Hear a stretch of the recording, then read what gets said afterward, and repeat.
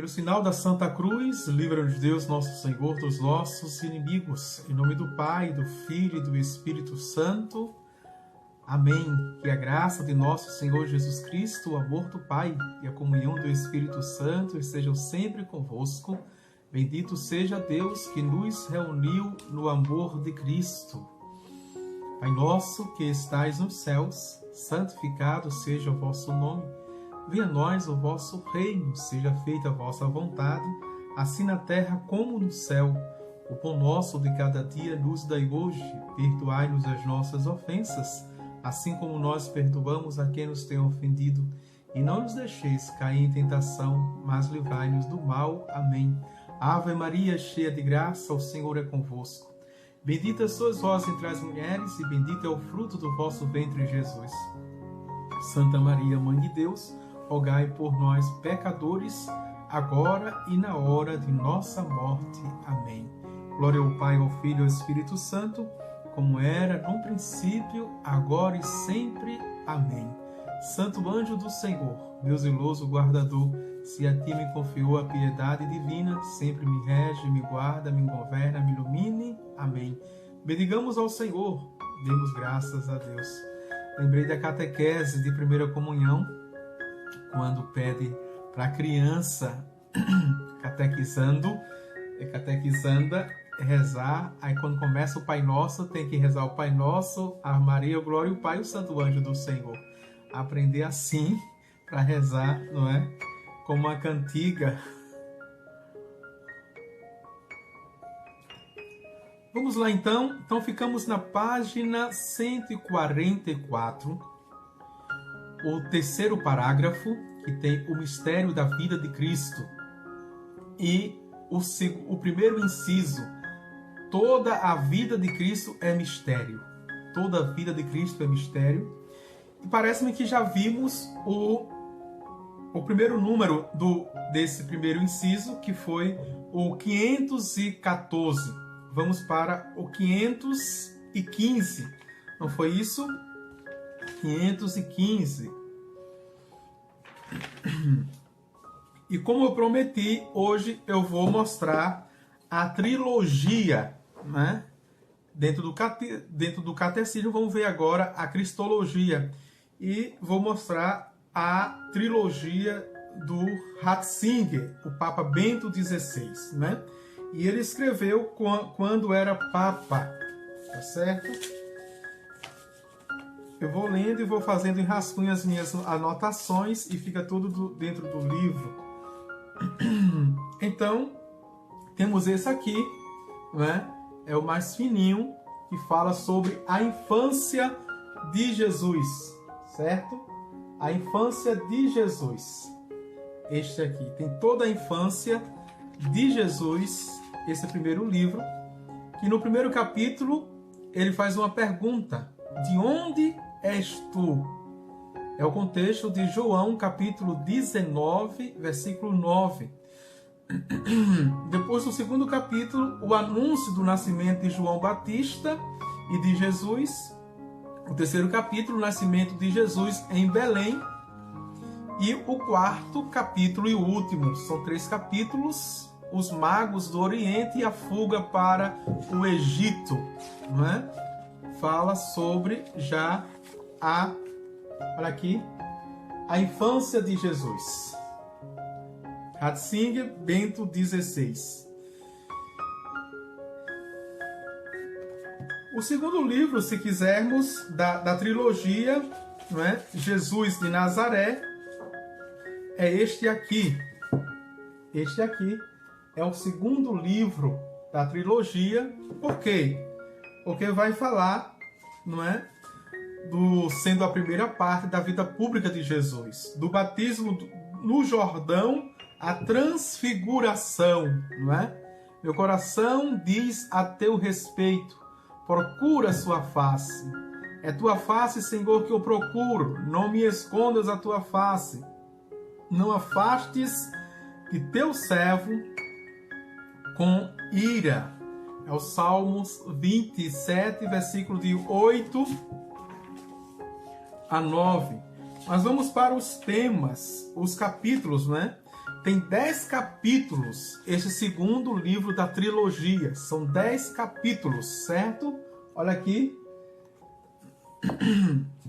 O primeiro capítulo é o capítulo introdutório, é a introdução. O primeiro olhar sobre o mistério de Jesus. E o primeiro capítulo, o batismo de Jesus. O segundo, as tentações de Jesus. O terceiro, o Evangelho do Reino. O quarto, o Sermão da Montanha. Quinto, a oração do Senhor. Sexto, os discípulos. Sétimo, a mensagem das parábolas. Oitavo, as grandes imagens de São João. Nono, duas balizas importantes no caminho de Jesus. A confissão de Pedro e a transfiguração. O décimo, as autoafirmações de Jesus. Estão entendendo que é um estudo de cristologia completo, não é? O estudo de cristologia. E lendo o Papa Bento XVI, você lê a teologia, não é? Ao sabor da espiritualidade. É um homem de fé, que escreve não apenas com a razão, mas escreve com muita fé. A editora, sempre a editora, eu comprei pela editora Planeta, mas acredito que nas outras livrarias tem. Nas Paulos tem, Paulinas tem, Vozes, Loyola, o Santuário, Ave Maria tem. E o terceiro livro é Jesus de Nazaré, vai dar entrada de Jerusalém à ressurreição. É o mais grosso, certo? É o mais grosso. Vamos para o índice. Ele tem 9 capítulos. Tem menos capítulos do que o segundo, porém, não é? Tem menos subtemas do que o segundo. Então, no primeiro capítulo, entrada em Jerusalém, purificação do templo, não é? O segundo tema, o discurso escatológico de Jesus, veja. E aqui ele vai refletir toda a escatologia, é importante. O terceiro tema é a Santa Ceia e o lava-pés, a hora de Jesus. Magnífico esse tema aqui, esse terceiro, viu? Terceiro, porque ele faz não apenas uma análise teológica, mas uma análise, não é? Bíblico-histórica. O quarto capítulo, a oração sacerdotal de Jesus, aquele capítulo 17 de São João, maravilhoso, né? O quinto capítulo, a última ceia, a missa, né? E aqui o Papa Bento XVI é um liturgo, né? Um liturgo. Você faz também um pequeno curso de liturgia nesse capítulo aqui. E o capítulo 6 é o Getsemane, Jesus no Horto das Oliveiras. O sétimo capítulo, o processo de Jesus, todo o percurso, né?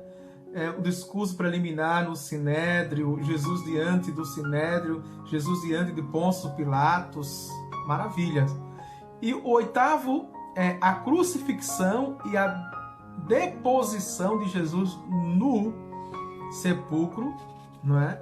E aí toda a análise também mariológica, né? Maria, sua mãe, com as outras Maria aos pés da cruz. Veja, também eclesiológica, porque começa a igreja, nasce a igreja ali. E o capítulo 9, a ressurreição de Jesus da morte, não é? E todas as aparições de Jesus. Todas as aparições de Jesus. E tem ainda perspectivas. Veja, subiu ao céu, está sentado à direita de Deus Pai e de novo há de vir na sua glória. Ele vai refletir também a questão escatológica paralúdica, como a gente fala. Então tá aqui, não é? Prometido e cumprido os 3 livros. Olha aqui, os 3 livros, certo? Que é a trilogia de Ratzinger, Bento XVI, Jesus de Nazaré. Se você puder comprar, não é? Mas compre, não está esgotado, você encontra. Compre o primeiro livro e leia. Compre o segundo livro e leia didaticamente, porque se comprar os 3 de uma vez, acaba não lendo nenhum. Tá certo? E, sobretudo, quem tem dificuldade de ler. Então, compra logo tudo e deixa lá de enfeite na estante, não é? Vamos avante. Silvânio Arlindo, boa tarde, povo de Deus. Buíque, ele é de Buíque, Pernambuco, seja bem-vindo. Vamos avante para o estudo. Então, 515. Os evangelhos foram escritos por homens que estiveram entre os primeiros a ter a fé.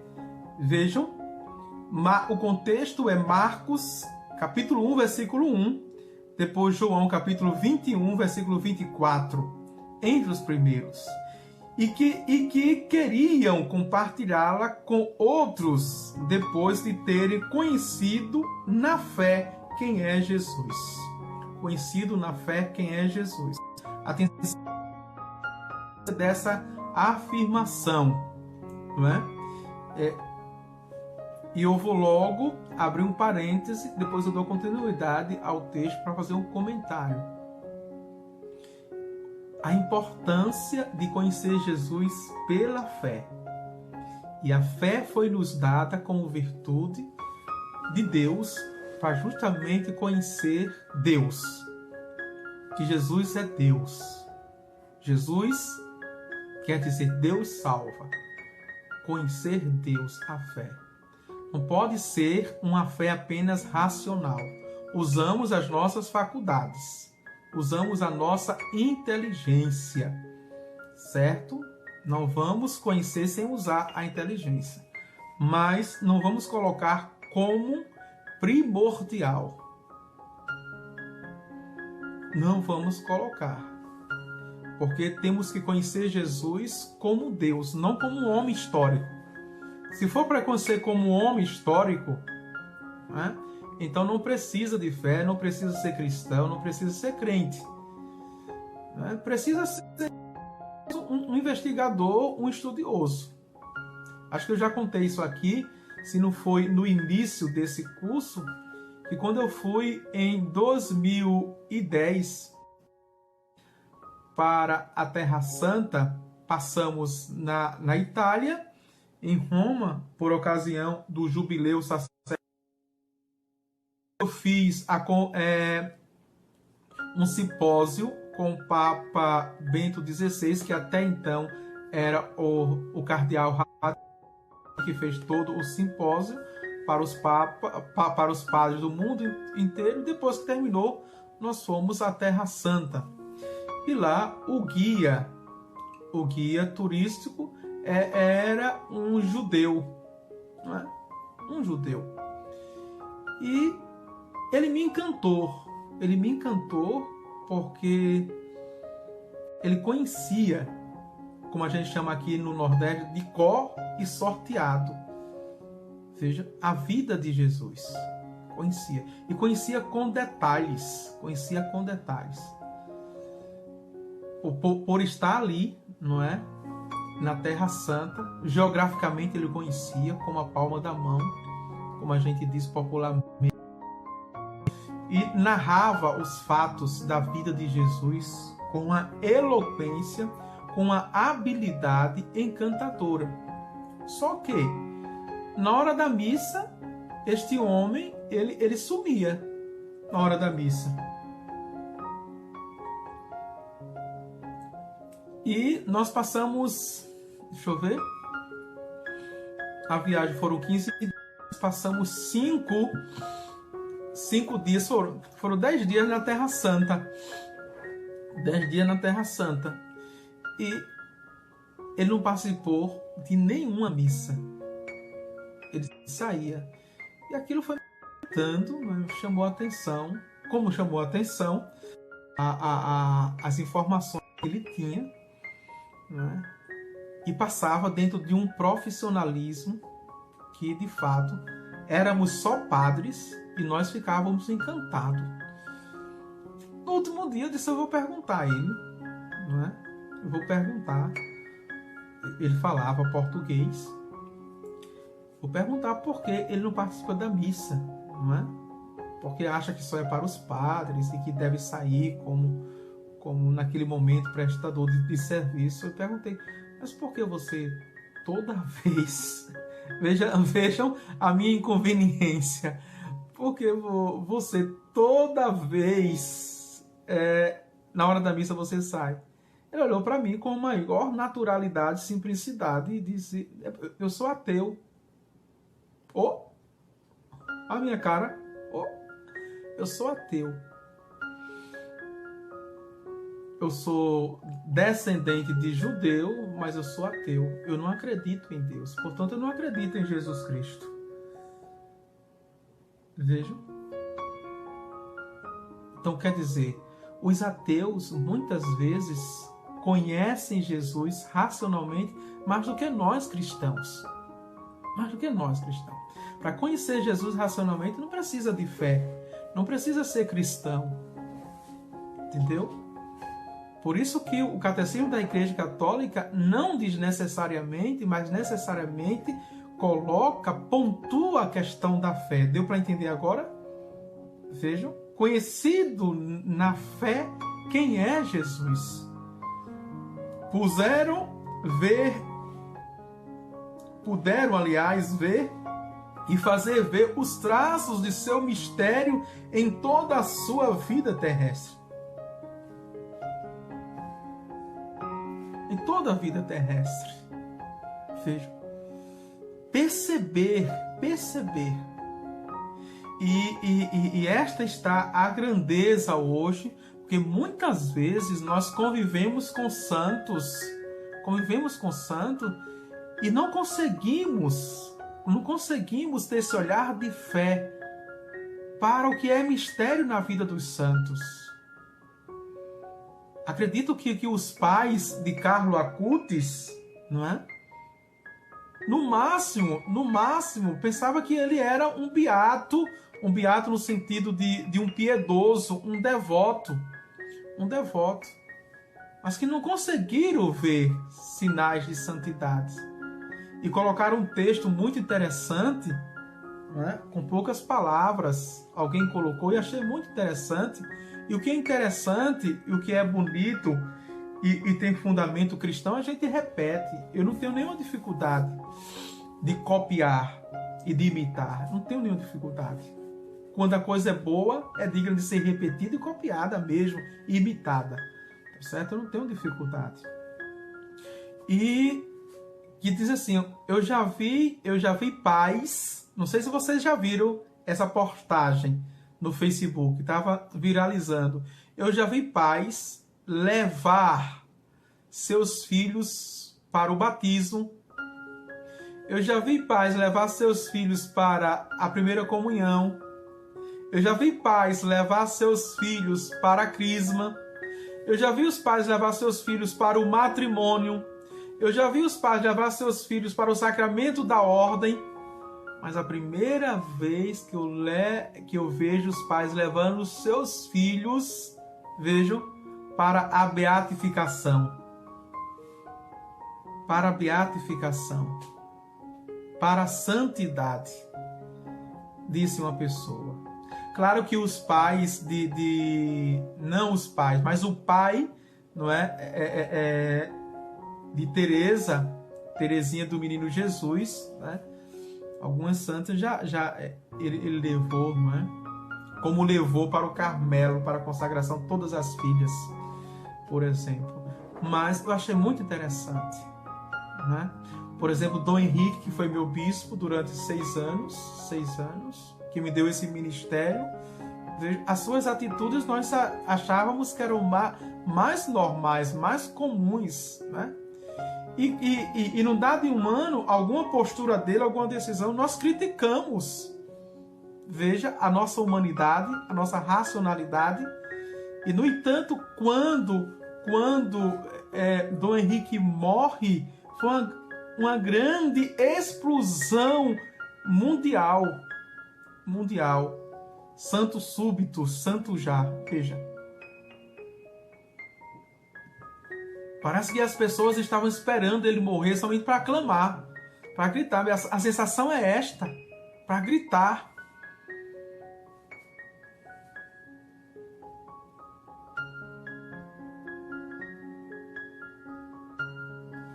Tá certo? Vamos avante. Desde os paninhos de sua natividade até o vinagre de sua paixão e o sudário de sua ressurreição, tudo na vida de Jesus é sinal de mistério. Por meio dos seus gestos, de seus milagres, de suas palavras, foi revelado que nele habita corporalmente toda a plenitude da divindade. Colossenses capítulo 2, versículo 9. Quem faz essa leitura com o olhar da fé, não é, do mistério, é o apóstolo Paulo. Veja, ele diz que desde os paninhos, ou seja, desde as fraldas, né, hoje, de Jesus, até o sudário, olha a relação que ele faz. Até o sudário existe mistério, não aponta para o momento só, não aponta para o momento, mas aponta, não é, para a escatologia. Escatologia total. Tá certo? Vê aí o mistério. O mistério. Mas o danado, o medonho, o daninho, como dizia, não é, o servo de Deus, Padre Léo, que também, né, vai ser santo. Veja,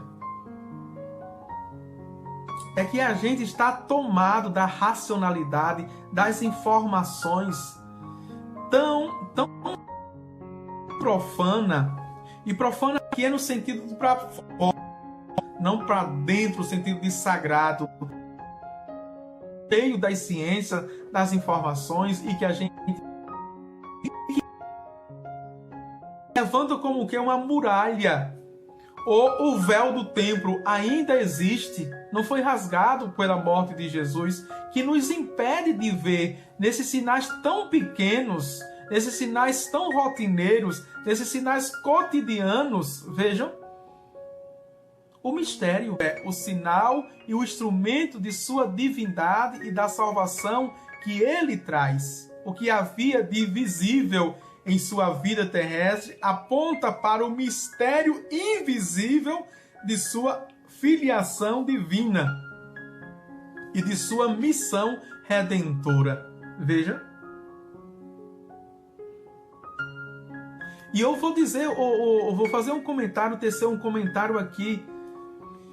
Vou tecer um comentário, veja, se a pedagogia de Deus, como nós vimos nas primeiras aulas do catecismo, que Deus se revelou, não é, no Antigo Testamento pedagogicamente, vejam, foi revelando pedagogicamente. E aqui só um minuto que eu vou colocar a bateria do celular, senão ele vai nos deixar na mão. Coloquei para...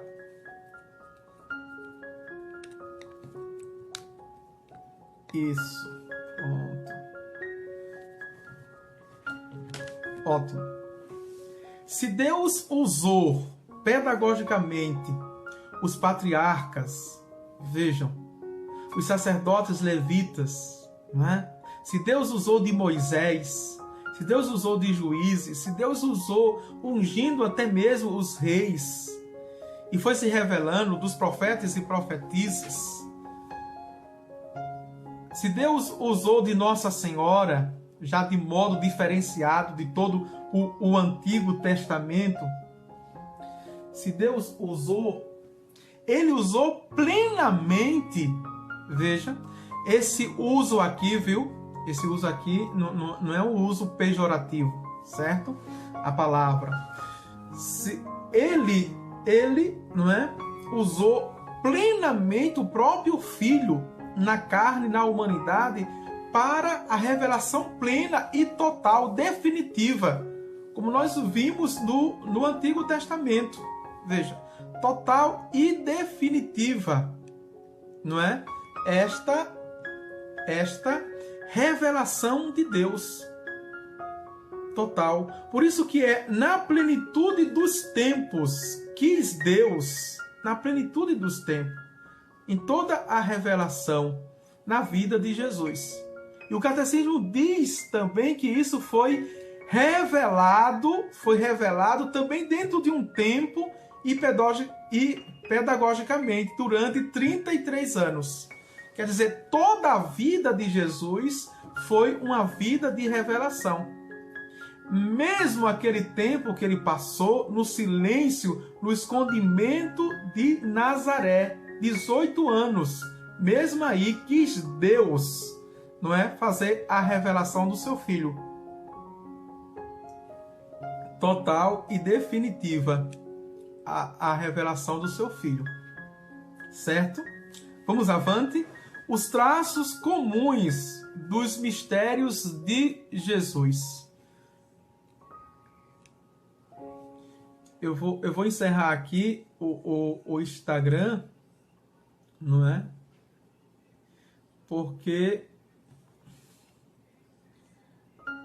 encerrar e depois eu volto.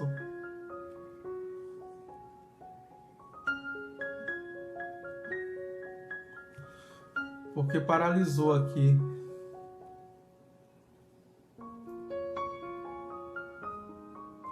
As pessoas não estavam conseguindo entrar no Instagram mais. Vamos ver. Certo? Voltamos. Então estamos no número 516. 516. Toda a vida de Cristo é revelação do Pai. Toda a vida de Cristo é revelação do Pai. Por isso que quando Filipe faz aquela pergunta, Senhor, mostra-nos o Pai, e Jesus diz, tanto tempo comigo, Filipe, quem me vê, vê o Pai. Há tanto tempo comigo, quem me vê, vê o Pai. Não é? Vamos avante. Atos, silêncios e seus sofrimentos, ser e de falar, Jesus pode dizer, quem me vê, vê meu Pai. João 14, versículo 9. E o Pai pode dizer, este é o meu filho, o eleito, ouvi-o. Lucas 9, 35. Por duas vezes, Deus faz isso, dá o testemunho do seu filho, que é no batismo, no Rio Jordão e na transfiguração.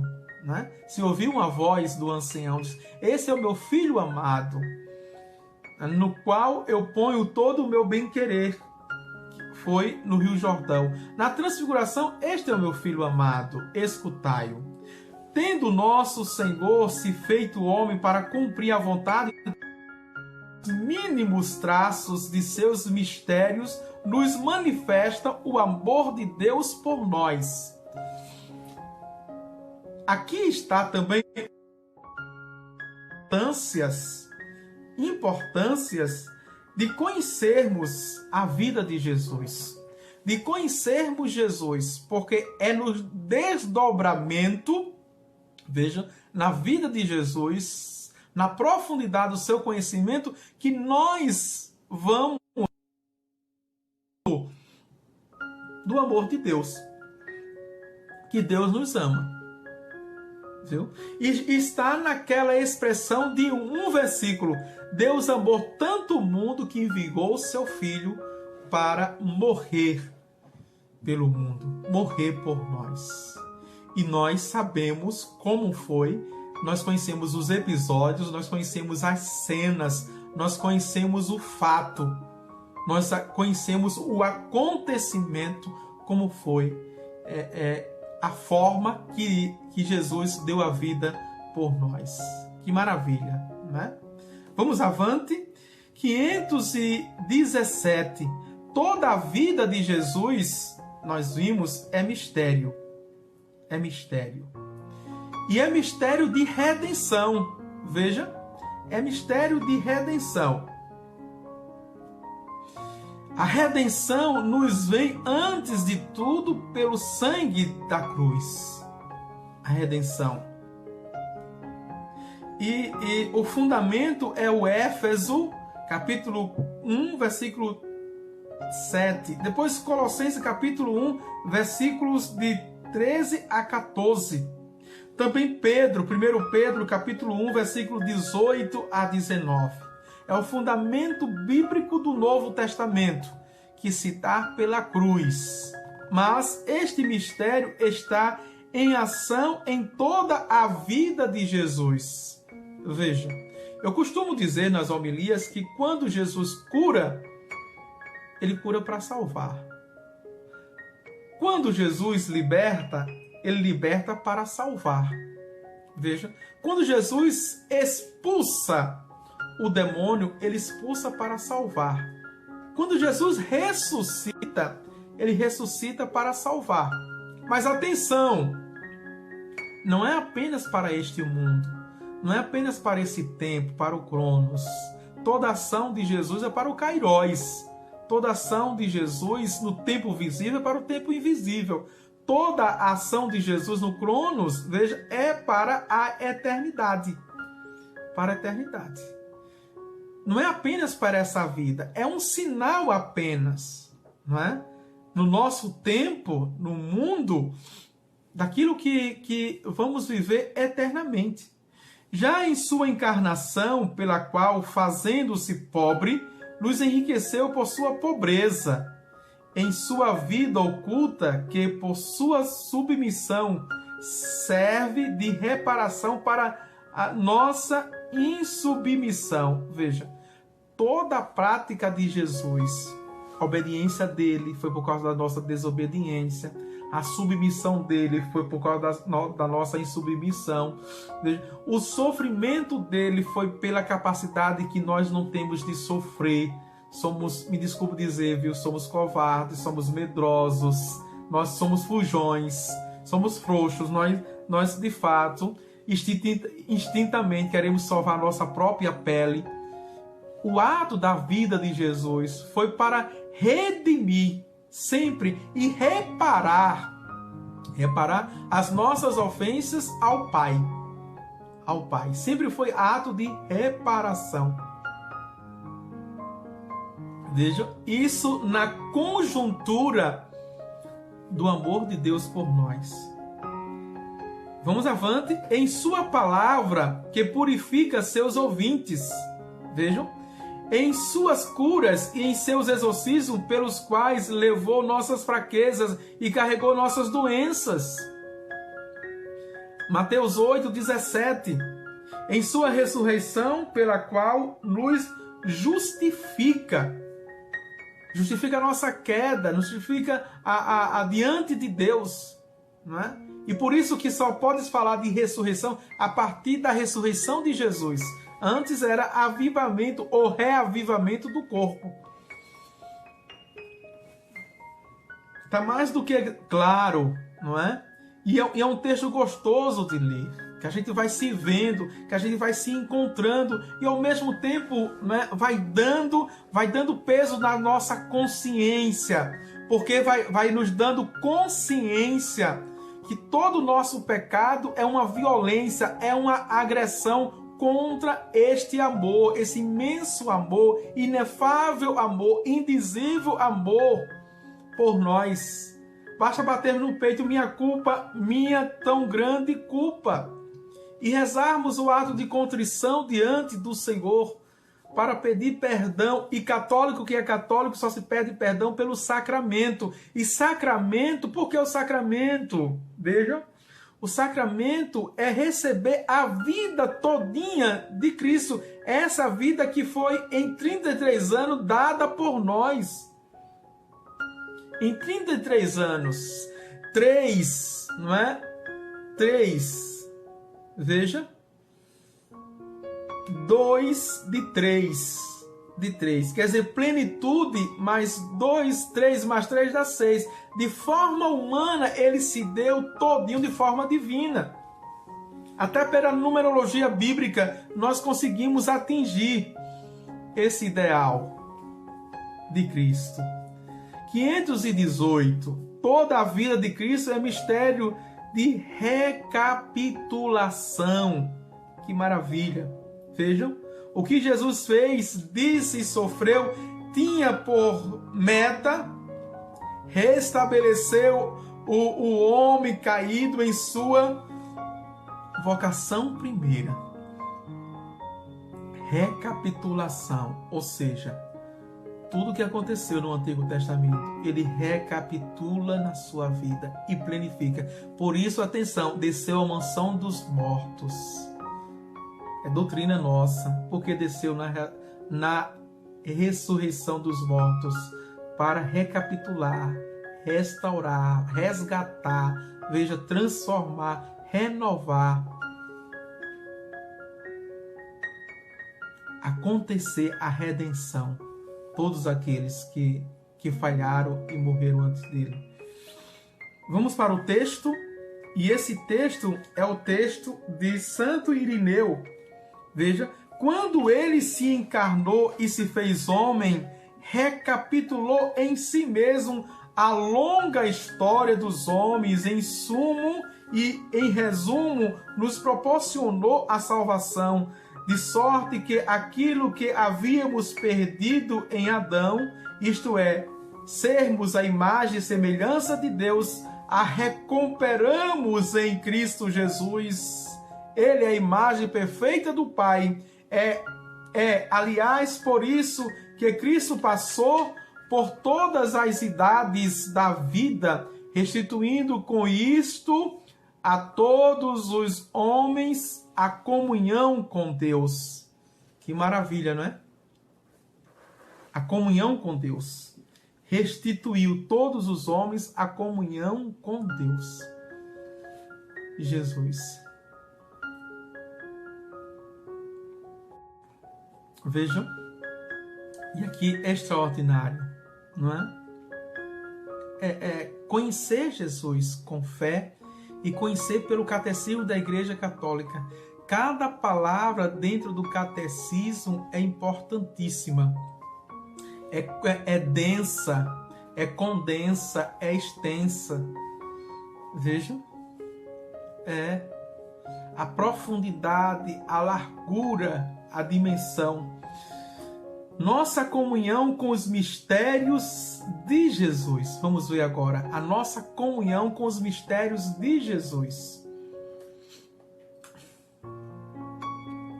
Vamos avante.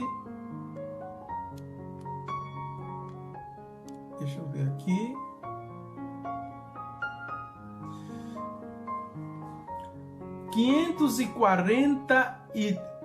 Aliás, 519. Toda a riqueza de Cristo é destinada a cada homem e constitui o bem de cada um. Vejam. Toda a riqueza de Cristo é destinada a cada homem e constitui o bem de cada um. E aqui é interessante, não é? Que nós podemos nos perguntar: qual foi a riqueza de Cristo? Qual foi a riqueza de Cristo? Material? Não foi. Humana? Sim. Ele foi perfeito, mas sobretudo perfeitíssimo, santíssimo, não é? Deus, na divindade, na natureza divina. Essa é a riqueza. Aqui, de fato, é o tesouro escondido no campo. É o tesouro escondido no campo. Eu busquei Jesus e encontrei nele o tesouro. O tesouro. E agora eu tenho a coragem de voltar de voltar e vender todas as minhas bijuterias, de vender todas as minhas pratas, pelo tesouro, pelo ouro que eu encontrei em Jesus, profundamente. E não fiquei apenas na parte estética, na parte externa, eu encontrei por dentro. Foi a minha alma que encontrou o noivo. Assim como a corça suspira pelas águas, suspira minha alma, veja, pelas águas correntes. Não é? Aqueles cânticos dos cânticos, aquela mulher que sai na madrugada e diz assim: guarda, se vir de aquele que tanto amo, dizei que sofro, que gemo, que estou louco de amor por ele. É a alma, como terra sedenta, procura no deserto o Senhor. Né? É a ovelha que se perde no tempo da carência. Veja, no tempo, a ovelha se perde no tempo da mistura. Ela se desvia e até mesmo o colo e os ombros do bom pastor, porque ela sabe que o pastor, por ser bom, não vai deixar ela presa entre os espinhos ou caída no barranco. É assim que a nossa natureza humana. Vejam. Até sua morte por nossos pecados. 1 Coríntios 15, versículo 3. E sua ressurreição para nossa justificação. Romanos 4, 25. Ainda agora, advogado. 1 João capítulo 2, versículo 1. Estando sempre vivo para interceder a nosso favor. Hebreus 7, 25. Com tudo que viveu e sofreu por nós, uma vez por todas, ele permanece presente diante da face de Deus a nosso favor. Vejam, ele como único e suficiente é intercessor. Ainda está junto de Deus. Está junto de Deus, intercedendo por nós. Temos os anjos, temos Nossa Senhora, mas temos o próprio Jesus, lembrando. Viu? Isso é fé católica. Lembrando. Uma hierarquia, veja, os santos e santas com os anjos levam para Nossa Senhora. O céu é vaidoso. O único soberbo que tinha no céu foi precipitado, saiu do céu. Lúcifer. No céu se é obediente e se respeita a hierarquia. Só o mundo louco, desestruturado, que estranha e não conhece e reconhece hierarquia. E isso acontece na naturalidade. Faz parte da natureza. Veja. Esse respeito, essa dignidade para ter harmonia total no relacionamento. Bonito, né? Se aprendêssemos enquanto humanos, enquanto mudanos em sociedade. Vamos para 520. Em toda a sua vida, Jesus mostra como nosso modelo, ele é o homem perfeito, que nos convida a tornar-nos seus discípulos e a segui-lo.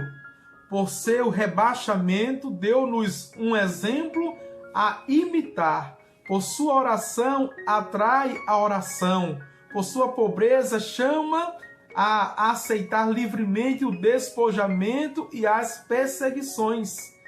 Vejam. Que Mateus, capítulo 5, versículo de 11 a 12, não é? A gente está nesse contexto, quando todos vos injuriares, quando todos, né, vos criticarem, quando todos levantarem falso contra vós por causa de mim, alegrai-vos e exultai. Esse é o contexto de Mateus capítulo 5, as bem-aventuranças. As bem-aventuranças. E é belíssimo, não é? Porque o discípulo não é maior do que o seu Senhor, ele mesmo disse. Não é? Pode chegar a ser igual, aspas. Pode chegar a ser igual. Mas a alegria do discípulo não é repetir, ser imitador do seu mestre. A alegria é. E Paulo já pedia isso às comunidades: sede os meus imitadores como eu fui imitador de Cristo. Vejam, sede os meus imitadores como eu fui imitador de Cristo. Pede o apóstolo Paulo. Avante 521. Tudo o que Cristo viveu foi para que pudéssemos vivê-lo nele e para que ele o vivesse em nós. Veja que relacionamento aqui, que encontro dinâmico. Ele viveu para que pudéssemos nele, não é? E ele viver em nós. Aqui é um encontro dinâmico. Mas isso no início do seu pontificado, ele já alertou, né? É Cristo que chega na frente, é Cristo que toma a iniciativa, que está a nos esperar. Ele viveu para que vivêssemos, e se vivemos, que ele viva também em nós. Por sua encarnação, o Filho de Deus, de certo modo, se uniu a todo homem. Nós somos chamados a ser uma só coisa, faz, seja comungar como membros do que ele por nós e como em sua humanidade. Também nós somos chamados a vivermos também carne na nossa humanidade. Quarta-feira, o apóstolo bravamente, né, falando à comunidade de Gálatas, ele pediu que essas paixões desordenadas, as mais baixas em nós, fossem crucificadas em Cristo, na cruz de nosso Senhor Jesus Cristo. Vejam, e na aula, não é? As 15 paixões, virtudes que são antídotos desse combate espiritual para na fé, não é? Na espiritualidade no Senhor. Vamos ver hoje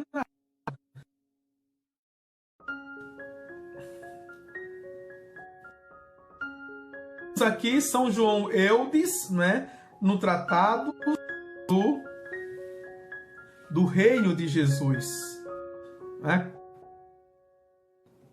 Quando ele diz assim: devemos continuar e realizar em nós os estados e pedir-lhe muitas vezes que os complete e realize em nós e em toda a sua igreja, pois o Filho de Deus deseja conceder uma certa participação e fazer como que uma extensão e continua em nós e em toda a sua igreja, pelas graças que quer comunicar-nos e pelos efeitos que quer operar em nós por esses mistérios, por estes meios quer realizar. Diz São João Eudes, né, que fala muito bem de Jesus Cristo, né, e da Eucaristia, o amor esponsal, radical que ele fala. Vejam, estamos terminando a nossa aula. Deixa eu ver aqui, mas dá tempo de entrarmos ainda, não é, no segundo inciso, que são os mistérios da infância e da vida oculta de Jesus. os mistérios da infância e da vida oculta de Jesus. Eu preferiria, não é, o termo escondida de Jesus, que é justamente aqueles 18 anos que Jesus passou no escondimento em Nazaré. Mas se a tradição coloca oculta, vamos, não é, aceitar. A preparação 522. A vida do Filho de Deus à Terra. Aliás, a vinda do Filho de Deus à Terra é um acontecimento de tal imensidão prepará-lo durante séculos. Vejam o que dizem os padres conciliares. Segundo, ritos e sacrifícios, figuras e símbolos da primeira aliança. Então, todo o Antigo Testamento foi uma preparação. Veja, todo o Antigo Testamento foi um anúncio. Por isso que o Raniero Cantalamessa, quando está falando sobre a palavra de Deus, ele divide em três. O Antigo Testamento no tempo do anúncio, que é o evento. O tempo do Novo Testamento, o tempo do acontecimento da igreja, como o tempo da atualização. Raniero Cantalamessa já ouviram falar, não é? É o frade que é ofícia de 3 papas. De São João Paulo II, né, foi um pregador do santo, não é? Pregou para o santo, então ele deve continuar na sua humildade para ser também santo, né? Foi pregador do Papa Bento XVI, Papa Emérito, que é um santo em vida, né? E está sendo pregador do Papa Francisco. Maravilha, a nossa igreja. Tudo ele faz convergir para Cristo. Anuncia-o pela boca das que se sucedem em Israel. Desperta, além disso, no coração a obscura expectativa desta vinda. Não é? É o pregador da RCC. Vejam. E é interessante que está falando esse número, não é? Está falando justamente dos pastores e dos magos. Os pagãos foram os primeiros a não é? Diante do cosmo, diante dos sinais do universo. Vamos para o número 523. São João Batista também preparou, veja, é o precursor imediato do Senhor, enviado para preparar-lhe o caminho. Profeta do Altíssimo, Lucas, capítulo 1, versículo 76. Ele supera todos os profetas. Deles é o último profeta. Inaugura o Evangelho. Saúda a vinda de Cristo desde o seio de sua mãe e encontra sua alegria em ser o amigo do esposo. João, que designa como o Cordeiro de Deus que tira o pecado do mundo. Né? É o João, capítulo 1, versículo 29. Precedendo a Jesus como o Espírito e o poder de Elias. Lucas 1, 17. Dar-lhe testemunho por sua pregação, seu batismo de conversão e, finalmente, seu martírio. Muito edificante essa leitura. E esse contexto todo está no fundamento de Marcos, capítulo 6, versículo 17 a 29. Veja que número, o número 523, como os outros, é belíssimo. Aqui está toda a vida condensada de João Batista, em detrimento ou por razão da vida de Jesus Cristo. Toda a teologia nesse parágrafo aqui. Não é? Se querem falar alguma coisa de João, deveria pegar este número aqui, 523. Está tudo aqui, basta apenas destrinchar depois. Vamos para o 524 para terminarmos. Ao celebrar cada ano a liturgia do Advento, a Igreja atualiza esta espera do Messias. Comungando com a longa preparação da primeira vinda do Salvador, os fiéis renovam o ardente desejo de sua segunda vinda. Pela celebração do martírio do precursor, a Igreja se reúne com desejo. É preciso que ele cresça e que eu diminua. João 3:30. Vejam, mas como é que os padres olham para esta primeira vinda e a segunda vinda? Como preparar-nos entre a primeira vinda de nosso Senhor Jesus Cristo e a segunda vinda? Os padres da igreja, chamada a patrística, diz que pela terceira vinda. Qual é a terceira vinda? E quem desenvolve essa terceira vinda é justamente Santo Agostinho. Ele diz, aquele que veio, veja, na carne, histórico, como Emmanuel, Deus conosco, e que virá a segunda, não é? Ele vem vindo cotidianamente, não é? É a terceira vinda cotidianamente. Como, Padre? Ou seja, na igreja. Jesus está na igreja, que está no mundo. Jesus está na sua palavra. Está, sobretudo, na Eucaristia, nas espécies consagradas. Corpo, sangue, alma e divindade. Jesus está no corpo e no coração de cada filho, cada filha que ama. Jesus está em cada sinal, cada pessoa que faz o bem. Veja. Ele vem, a terceira pessoa.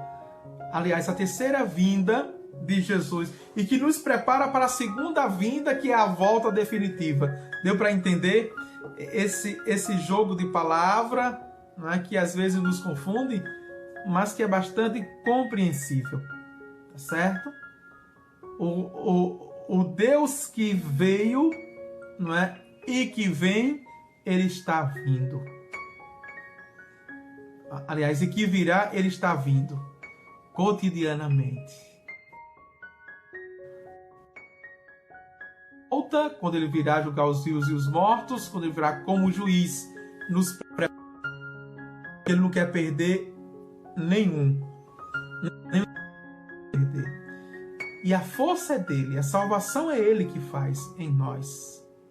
Por isso que a presença dele para nos totalmente e nos santificar. Tá certo? Vamos ficar por aqui. Então, segunda-feira, voltamos ao nosso curso, se Deus quiser, não é? Voltamos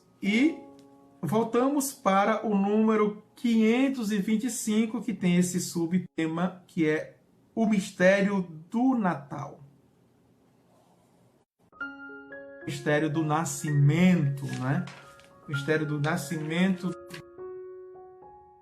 quer dizer, nascimento de Jesus, tá certo? Espero por todos na terceira live de hoje, que é às 21 horas, tá certo? De 929, né? Assim, né? Os nossos horários. Alguém dizia hoje 929, 9 horas da manhã, às 2 horas da tarde, 9 horas da 9, certo? Quem pergunta quais são os horários da live do Padre é de 929. O Senhor esteja convosco, Ele está no meio de nós. Abençoe-vos Deus Todo-Poderoso, Pai, o Filho e o Espírito Santo. Amém. Tchau, tchau.